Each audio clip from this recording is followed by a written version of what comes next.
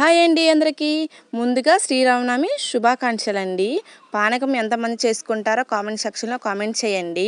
నేను పెద్ద టిఫిన్కి చేస్తున్నాను. నేను బయట వాళ్ళకి కూడా పంచుదామని పెద్ద టిఫిన్కి చేశాను. ఆ టిఫిన్ కూడా ఇదిగోనండి, ఈ టిఫిన్ చేస్తున్నాను.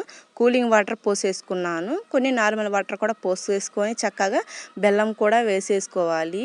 తర్వాత మిరియాల పొడి కూడా వేసేసుకొని యాలకులు కూడా దంచి వేసేసుకోండి. సాకి కూడా వేసుకొని చక్కగా కలిపిప్పుకోండి బెల్లం కరిగేంత వరకు. ఫైనలీ పానకం వడపప్పు రెడీ. వడపప్పుకి పెసరపప్పు ఒక అరగంట ముందు నానేసుకొని బెల్లం కూడా సన్నగా దంచుకొని వేసేసుకోవాలి. పానకం కరిగేలోపు ఫైనలీ పూజ కూడా కంప్లీట్ చేసేసుకొని పానకం వడపప్పు నైవేద్యంగా పెట్టేసేసాను. కొబ్బరికాయ గుళ్ళో వెళ్ళి కొడదామని కొబ్బరికాయ కొట్టలేదు.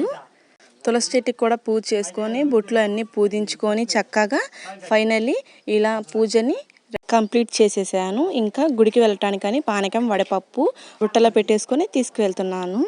లైక్ చేయండి, షేర్ చేయండి, సబ్స్క్రైబ్ చేయడం మర్చిపోమాకండి. బాయ్.